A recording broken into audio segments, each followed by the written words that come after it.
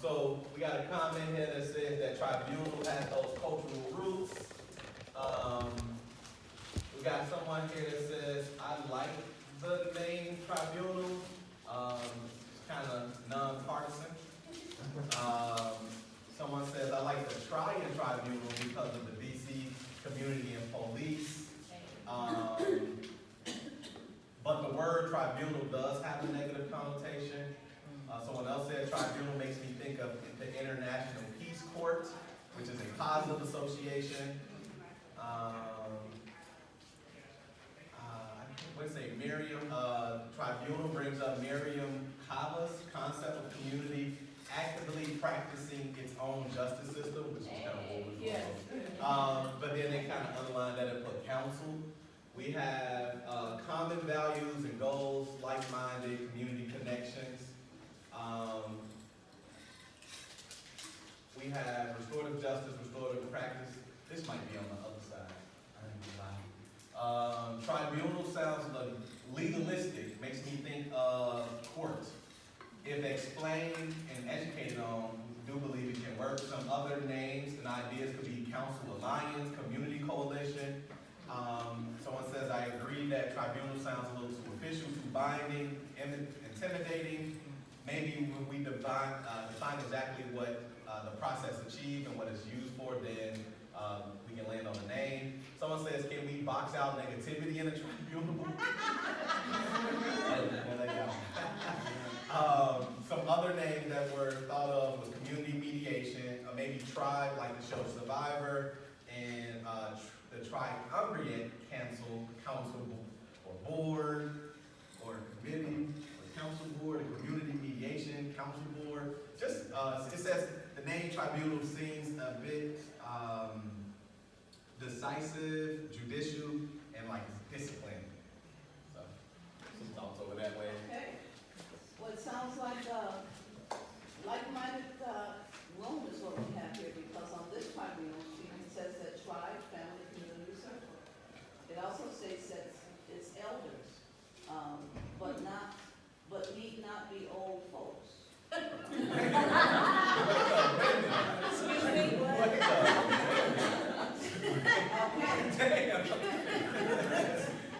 Tribe in best sense of the word, and community circle, block club, and people's council.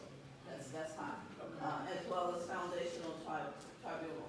Then it, on the other side, it speaks of the change the name. That's in explanation point. Punitive hierarchy, non-restorative, and harm creating. The second one says, when I hear tribunal, I hear court, tribe, judge, other name, community peacekeepers, community justice keepers, community peace circle, community peace forum, community peace tribunal, community justice tribunal. So, message received. I like that. I like that too. Tribunal sounds very militaristic, or makes me think of war crimes. Here we go again. Somebody is they're extinct. Maybe mediation council, maybe community justice council. It makes me think. The next one makes me think of tribal council, and it, in parentheses, I'm assuming it means a survivor. Court, judge, jury, and then the last one, the tribunal, to me suggests that one is facing some type of judgment. Okay, let me turn my glasses upside down. Don't know that word, with possible punitive outcome. Okay. All right. Before we move on to mission, is there community peace tribunal. is there anything that stood out to you all? Hey, Ray, Yes. Community came up. A lot. More, yeah, a lot, especially on that side of a lot. Yeah. So I think that should be consistent. Okay. Write a little bit of this here on there. Any other thoughts? can you repeat that, ma'am? I'm sorry. I want to make sure I She capture it. said community came up the most, especially on this side. Yes, so yes. she feels like that should be in here somewhere. Message Community received. peacekeepers jumped out at me too. I think I heard that. Yeah, I think over here I heard community peace tribunal, and I said I like that. I said putting community peace before it almost softens up tribunal. Like I like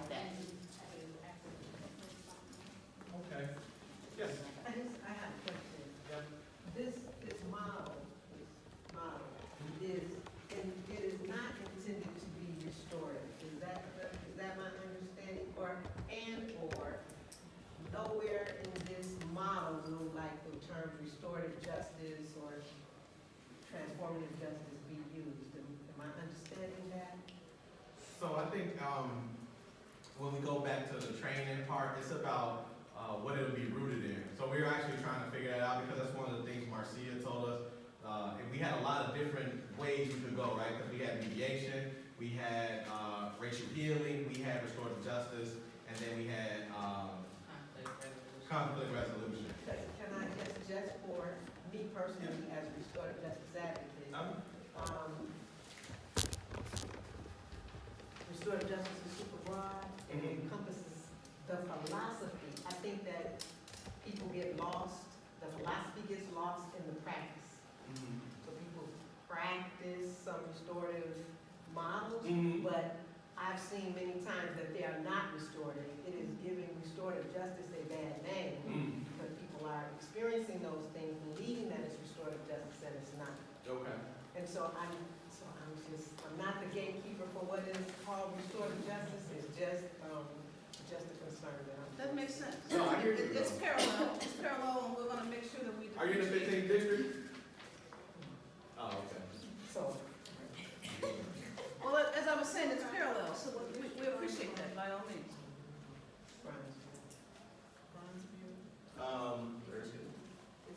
Okay, so I'll move to the next one.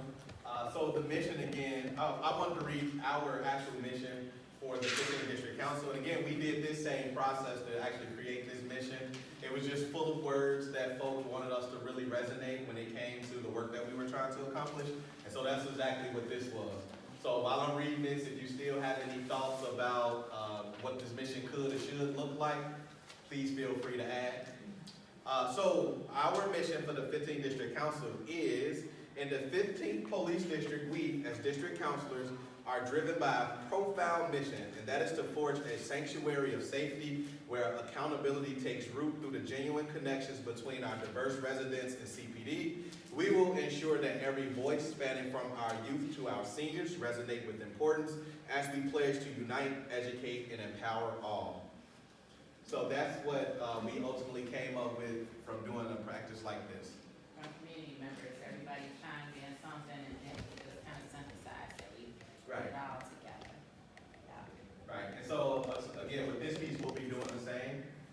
So if folks are good here, then I guess I can go ahead and start reading what some of these look like. Make sure, okay, we got good time. All right, so we have some mission ideas of be ready at all times. If you stay ready, you'll have to get ready.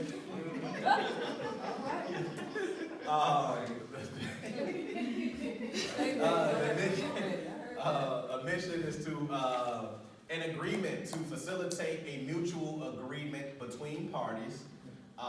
Show each other our humanity. Yes. Build and restore positive community relationships to build and restore community wellness. Build a strong, empowered community.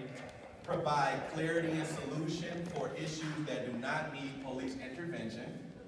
Reduce a conflict in community. Reduce harm from or by police. It takes a community to build a village. It takes a village to build a community. Alternative resolution, pathway for community healing. To keep conflicts in the community and out of the courts.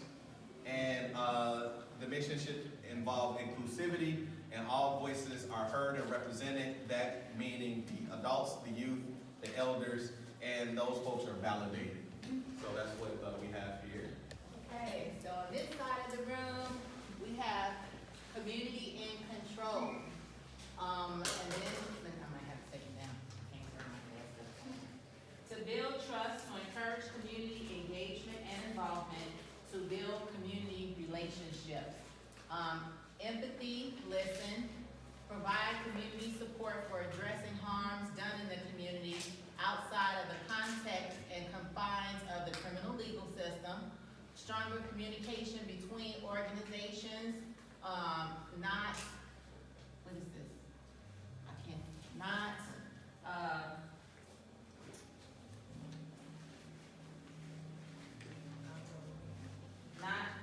operating, I don't know where it is, but looks like not operating in community areas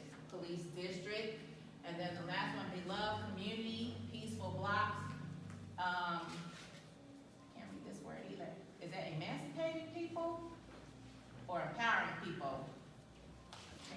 E-people. It's E. I'm gonna say empowering people to restore conflict. All right, so anything resonates with you all from what you've heard, the entire group? Well, I think,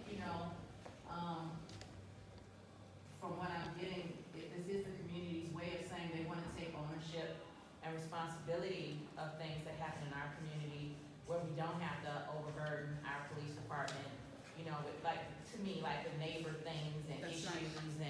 and cause that's the other thing that came up in our last meeting too. Somebody said we should be thinking about creating a community mediation center. Like, in this way, it's just housed there, and this way, people can come here and talk to community, their peers, and, cause sometimes people just need somebody to listen. A individual just sitting there like listening to both sides, and then coming to a common understanding of what's happening, right? And it doesn't always have to be law enforcement to do that. So that's what I'm hearing, community members saying they wanna take, ownership of some. You got a question, ma'am? Yeah, I was just gonna say, that you make a good point. Sometimes people just need to be brought together Yes. in a space where they feel safe and heard, and to just kind of air their grievances. Yeah, Yeah. yeah. And especially in our community, it would be great for us to understand when not to call the police. All the time. Culturally speaking, you look at, there's sometimes maybe 2, 3, maybe 4 generations living under one roof. So if it's 4 generations living under one roof, grandma may be 70, mother may be in her 50s, the great-grandma's in her 70s, grandmother's in her 50s, mother is in her 30s, and the child is a teenager, possibly 5 with a child. Yes. So children raising children, what we may have gotten may not have been so much for them. So, and they think the only structure or authoritarian would be the police, and it's not. It could definitely be the community, which is what Right. I believe that's about. Yeah. Ready, brother? Yeah. Okay. What? Segue. Yes. So the next one was just expanding to the community, right? This was just thinking, if we were to handle community-to-community conflicts, what kinds of conflicts would you like to see be handled here? So again, as we read, if you have any other thoughts and would like to add, please do so. But I'll go ahead and start reading some of those off. So, of course, we have disputes between neighbors, neighborhood conflicts, smaller issues that do not need the police, like noisy neighbors or dog barking, some guidelines for types of conflict, some resources, templates, solutions, opportunities, goals, community goals. People need to be mediators and trained. We definitely need to address community issues. We need some block collaborations. Perhaps collaboration with the Restorative Justice Court for the lessons learned, ideas for the process. Could this also apply to incidents involving mental illness? Practice of calling each other in. The practice of calling each other in, I'd like to expound on that, I don't know exactly what that means, but could have a restorative approach for justice in the context of smaller conflicts. This would seem to potentially strengthen the community. And some other thoughts were pet owners who allow their pets to go unleashed and poop in other people's yards, neighborhood cleanliness, and block club organizing could be some of the issues. But I would like to go to this one though, calling each other in. What is that exactly? So as opposed to calling out, Okay. like a restorative approach of like. A hey, circle? let's- Well, I like that. Yeah, but I don't know, I still don't know. Not like calling you out like, hey, you did that. Right. But being like, hey, come here. Okay, It's, I think, what you're already trying. okay, I received that. Okay, all right, I got you. That's nice. I like that. Yes. I thought of another one that I would like people to diffuse. It's car accidents. Car accident? Okay, yeah, for sure. I don't know if that would be a community thing, but maybe if it happened within the community, because sometimes I see a car accident go so bad where instead of me getting out to see if he's okay, I'm getting out ready to fight him and shoot him, and Yeah. it's like, how did it escalate to that point? Like, everybody gets out sitting on ready to fight. Yeah. I got one. Yeah. One that I think is so minute, but can blow up to be so big is parking tickets that I hear a lot from individuals saying, like, our parking space are being taken, where it seems like something so small, but it creates such a division amongst neighbors That's a fact, into the, You got 6 cars, there's 3 of y'all in the house. Hey.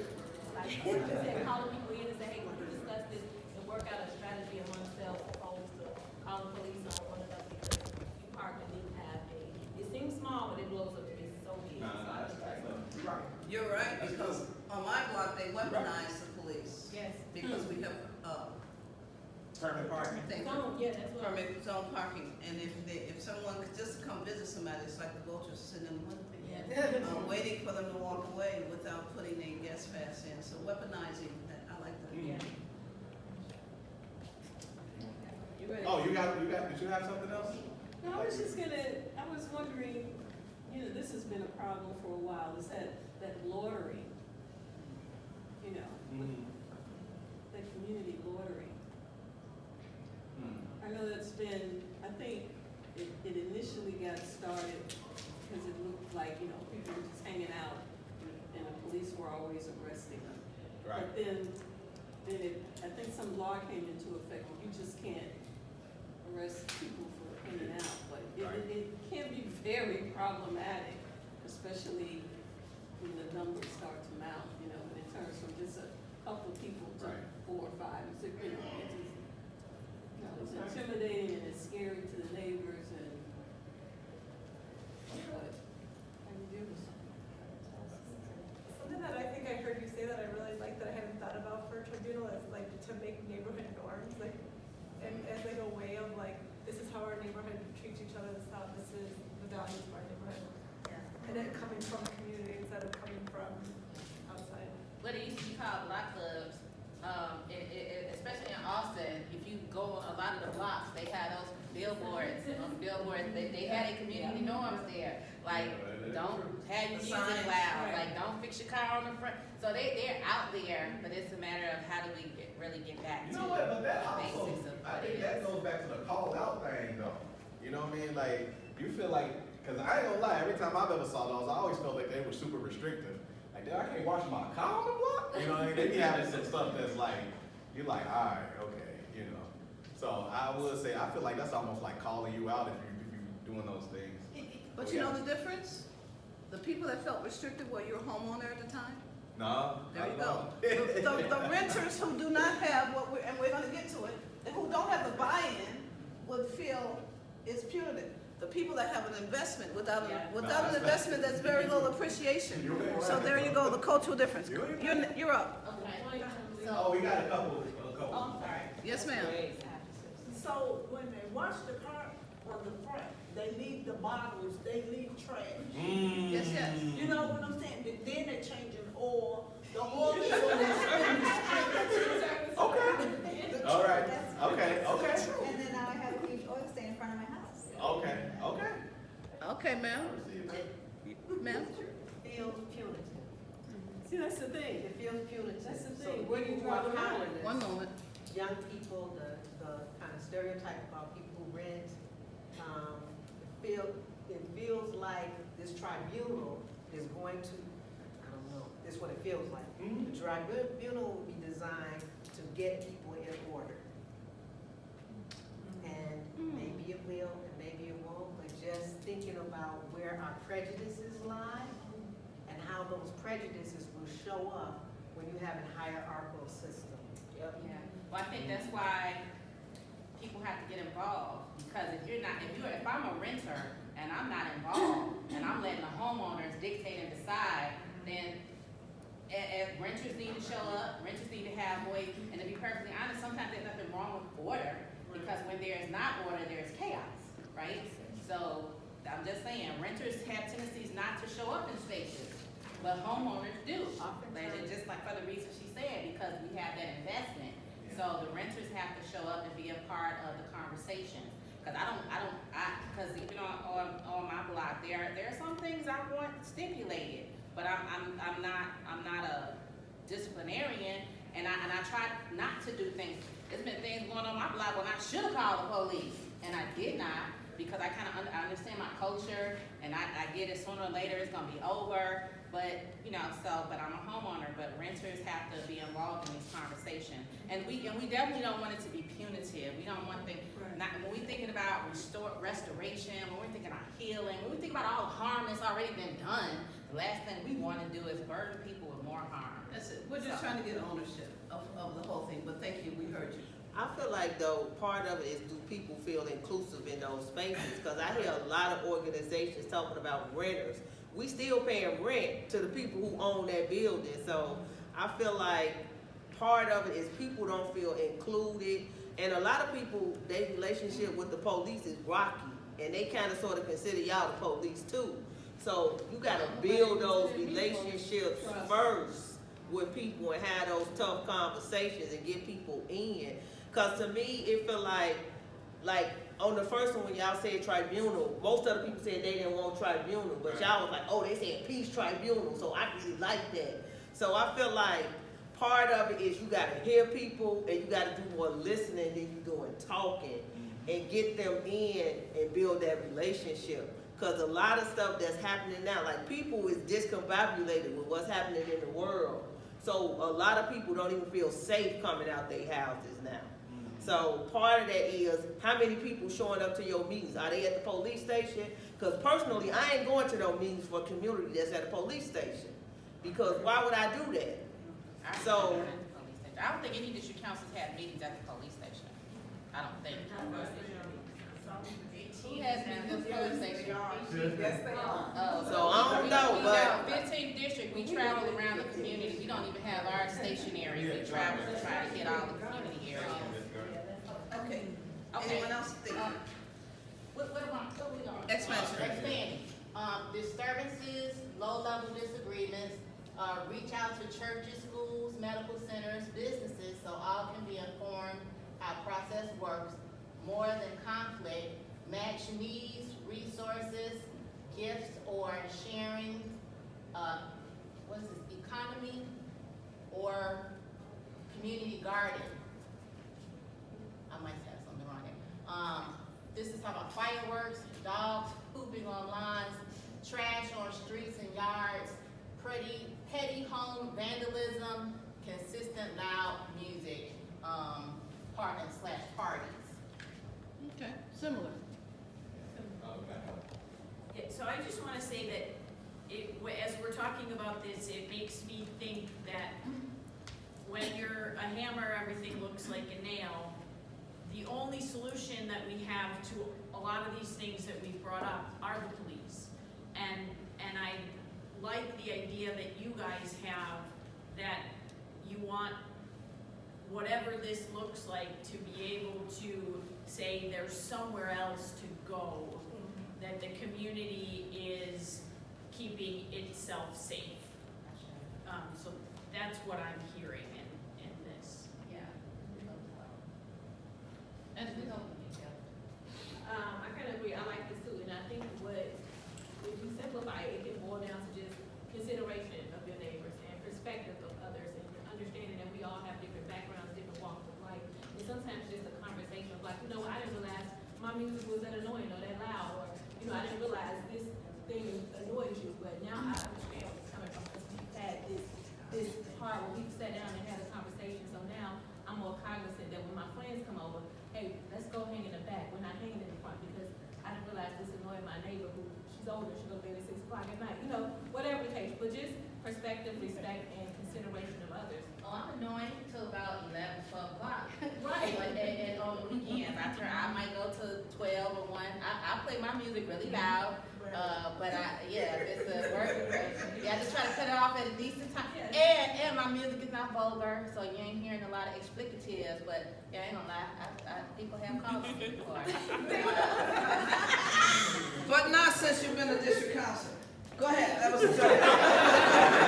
I'm pretty not for her response, but it is also about approach. Like, honestly, on my block, everybody do what they wanna do, but they have a problem with people doing what they do. So, you know what I'm saying, like, nah, we gonna work this out and don't come holler at me because district counselor or not, you know, I'm healing, you know what I'm saying? So, I think it's about approach. I think it is. Okay, that's awesome. Alright, Dr. Dre? so this next one was just focused on where you all think the training should lie for what this could ultimately look like. And again, we had about 4 different models going. So I will read these off and see if there's anything that it kind of centers around. So we have restorative justice, restorative practices, circle training that can help build a strong community. We have trauma-informed practices, cultural humility, circle keeping, conflict, mediator certification. We have conflict resolution, ratio, and healing circles. I moved the norm creation part over here. We could teach folks how to create norms in the community. Employ neighbors to be part of the programs as mediators and practitioners. We got mental health, engaging youth in positive activities, conversations, asset mapping and resource sharing, community building, block club training. We have ACEs, healing and series. We have training and restorative practices. We have informational gatherings that can help inform the residents of what's available to them. And then we have person-in-environment training to understand socioeconomic factors that lead to conflict. That's interesting. Leave that one out. I'm gonna ask you to read the second training. We were just notified we have 5 minutes, so we'll do one together. All right? Okay, second training, know your rights training, real instances, police, customer service opportunities. Center for Conflict Resolution has a mediation course training, peace circle training, conflict mediation, meeting facilitation, circle keeping, community resources, Institute for Nonviolent Communication, peace circles, training in nonviolence as a way of life for youth and adults, focus on family healing before addressing street violence. I checked that. Okay. Then we'll read this last one, and then we just have the last few minutes to discuss. Okay, so buy-in was basically how do we enroll folks into this, whether it was the community or the police. We have I buy into your mission. Thank you so much. All institutions in the area need to do education. We need buy-in from homeowners, renters, youth, adults, police, businesses, landlords who don't live in their properties. Buy-in from elders, youth, community leaders, influencers, community institutions, governmental leaders, cultural leaders, and going through the process to use to educate. Going through the process lead to education credits or reduced sentences. So this one, this says, so going through the process would lead to education credits or reduced sentences. Okay, cool. That's how we can get some buy-in to that. I feel like. Now here, buy-in, it says,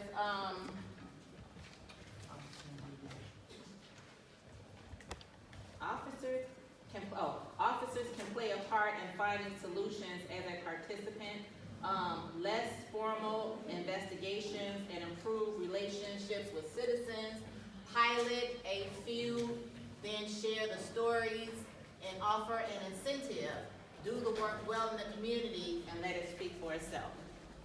Okay, we have a few minutes. We'll fill your questions, and Dr. Dre is holding up the evaluation. I have one here we're gonna pass down. If you take a moment to tell us to sit down and don't sit up again. We appreciate that. Or- Yes, ma'am. Yes. Any thoughts resonate with you about the type of training that this should, I really feel like I heard a lot, obviously restorative justice more than anything is what I heard. But again, to the young lady's point, you know, the philosophy and the practice don't always meet up, so. Yeah, and I mean, we also have to do our homework because there are things out there, right? And so we have to kind of feel through some things and see, like, even with COPA, they're looking at other city models and there are other community-based mediation pieces happening. So we have to do our due diligence and do some homework as well. Someone wrote ACEs training, and I would say for that, it's something that's really accessible. like tangibly talking about how childhood trauma impacts adults. And like, for me, because my background is in social work, I think like, wow, social workers should be doing that. And I'm not saying everybody should get their MSW, but something to think about. Yeah. You know, this issue with resources in our community, it comes up over and over and over again. Yeah. And I really don't know how you guys could address that unless you did have maybe a brick and mortar, where you had a space. We do. We have a brick and mortar. We do. We had a Ruder Center. Yes. Well, the first in the same district, we had a brick and mortar. 5044 Madison. Okay. Yeah, it's a community incubator. That's my building. I transformed it into that for the community, for Oh, I didn't know that. business and social development. Yeah. Okay, well, you know, I could see where resources would definitely, you know, impact Mm-hmm. what you guys are doing. Mm-hmm. Because a lot of times this smaller bickering things have their roots or Right. their foundations in lack. Mm-hmm. Yeah. I mean, I think, you know, and again, you know, to the 15th district, we do have resources. Yeah, You know, and that's what that mapping, somebody mentioned Yeah, mapping, and I that's thought that mapping. was excellent. Yeah. Yeah, Because we just need to know where to go, who to see, how to see them, and where they are. You know what I'm saying? This mapping is an excellent thing. Yeah. I fight with that a lot because I always say this. We can find what we're looking for. Yeah. We find what we're looking for now. But the average person, I don't think, knows. Yeah, they do. Yeah, they do. Listen, if they want a certain pair of shoes or a certain That's jacket. different. That's No, it's different. not. No, it's not. It's all, no, you're gonna go find it. It's all about research. You're gonna find what you're looking for. And personally, I don't believe in lack, I believe in abundance. And I know that we have a lot in our community. We do. And people choose, because everything in life is a choice, not to utilize the services. That's just my thought. But, you know, and the thing is, I'm a psychologist and I want to change the mindset of our community anyway. So I don't want people to use certain language, you know what I mean? Yeah. Or something that my brother always taught me, he said, you know, don't let the system use you, use the system. So we have a lot of things in community that people don't want to take advantage of because they don't like the executive director. So you guys we don't like You bills. guys or we are on don't- board with and the so- mapping concept? Oh, yeah, absolutely. Absolutely. I'll put it right there. Okay. So when things were coming up, I highlighted them, that's what I was working. So I All did. right. Yep. I like that idea. Yeah. Oh, absolutely. Come on, I saw your hand. Okay, so far as resources go, yes, some organizations say that they provide resources, but they don't actually provide the resources to a whole. So like, I'm Yeah, just gonna give you an agreed. example. Agreed. I'm gonna just say like, maybe we got an employment network location or whatever, and maybe they provide limited services, but not really go above and beyond like they say, and then they pick and choose who they wanna help. So, that's like borderline right there. Some people do go, I've seen people different places for different stuff, and they come back like, no, they told me this, I haven't heard from them in 3 weeks, or this, that, and other. I'm not So I gotta gonna- go in there and follow up. You know what, to that, we have to start gathering testimonials, and that's the stuff we need to march on. And I'm going to. That's the stuff that we need to I'm working on get. Like, you said you was gonna do this, now we need to show, we Exactly. show up at front doors, then. Yes, especially if they Really? get funding to do For everything. real? I think we've all experienced that. But then too, we can't stop there though. We still supposed to go, if they ain't got it or they not giving it, for me, if you ain't giving it to me, guess what, then I'm gonna go somewhere else, cause I'm gonna get it. Like you said, when I want it, I get out here and I find it, I'm gonna get it. So people have to kind of be motivated to kind of keep going, cause it's not the only game in town, like, right? That's true, So, but I'm we just don't saying- complain enough, I'm we just don't saying, like, complain you enough. can't necessarily say that people don't want the resources or that they're Right. not trying to get them. Right. Because there are also certain restrictions on certain stuff. Some services, you gotta live in this area to get it. Some services, you gotta be this to get it. Some services, you gotta be of a certain skin color. So it just depends on, All I can say is The when network. you need services, you have to be creative and ambitious. just know that's You where I'm need laughing services, you right have now. to be creative and ambitious. Let's go. We got David, then I think. David? Yeah, or well, yeah, my comments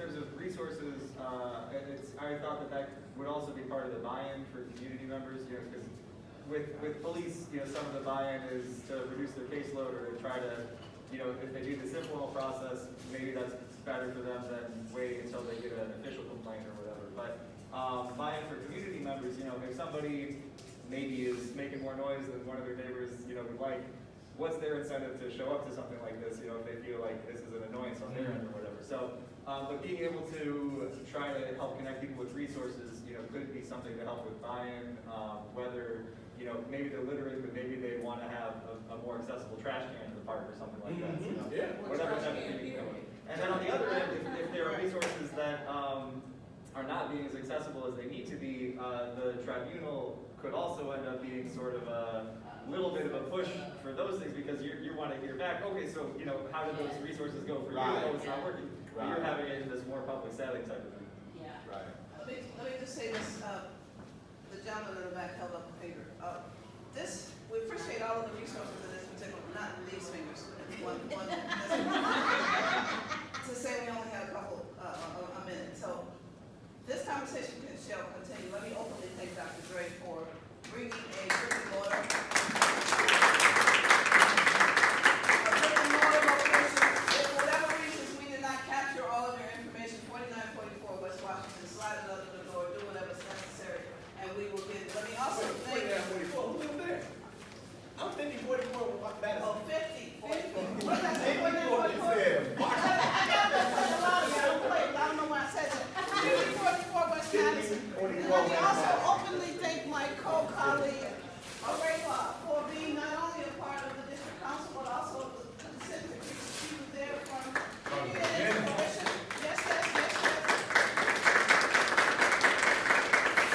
And I'm just a new kid on the block suffering from smoke inhalation from the fire department. I'm here to capture all of these things. So we appreciate you. We love you. We can't do it without y'all. And with this, Dr. Angela Davis says that I can no longer accept those things I cannot change. And she said that I can no longer, the reason she can no longer accept the things she cannot change is because she's now changing the things she can no longer accept. Right. So that being said, you are the most important resources from a 501c3 to anything, the mind. So please share it with your neighbors, share it with yourself, and let's go out there and make a difference. Yeah. And thank Carmelita for being the third member of the Rolling Stones. We'll be getting done over here. I was trying to think like what's a three-piece? I couldn't think of it. I couldn't think of a good three-member band. Yeah.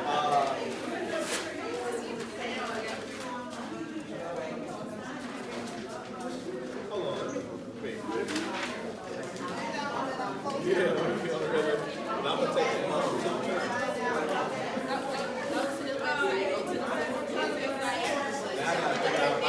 You gotta take a picture and put it all in your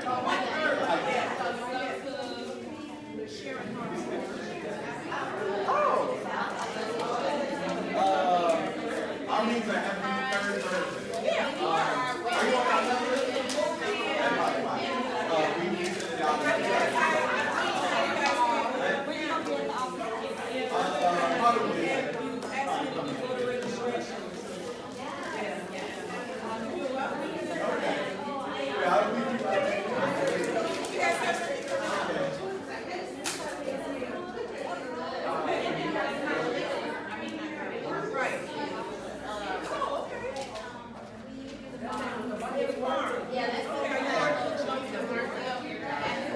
Okay,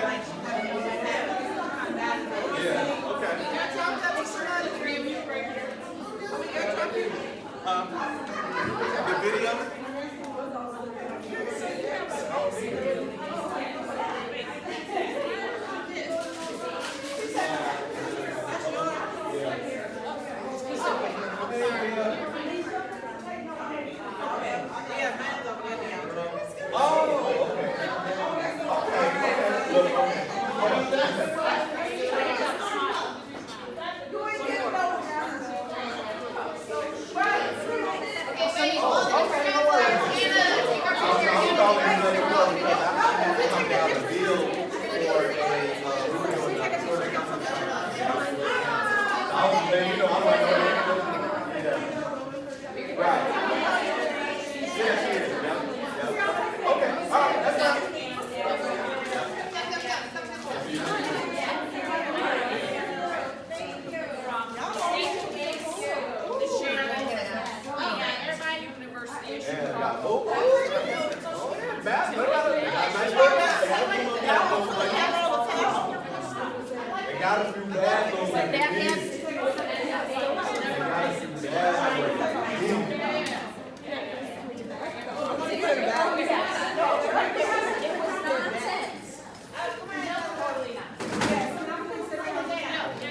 Squish together.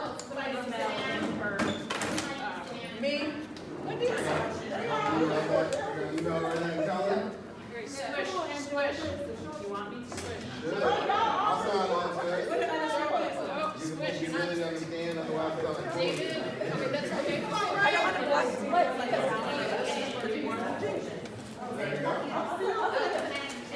you're so close. What's that? Oh, Cheeto. No. I'm trying to see. 1, 2, 3, smile. 1, 2, 3, district counselor.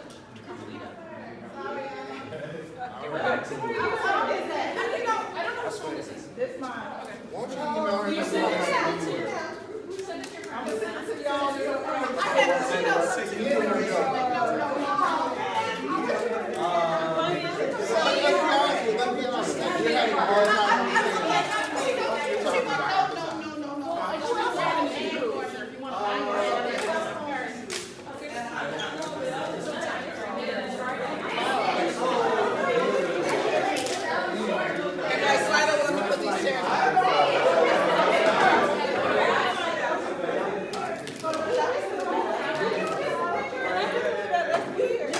Okay, I'm gonna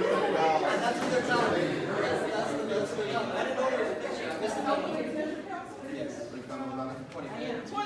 Come on, man. Who was that, Jack?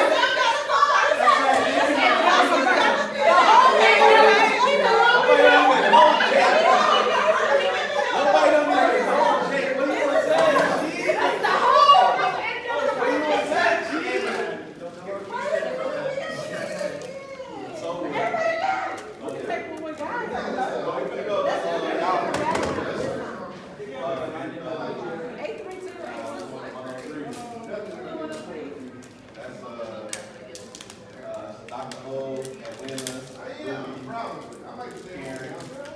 Oh, no, I gotta go to Edwina, because she takes care. Yes, good. One other two. Let's bring it up now.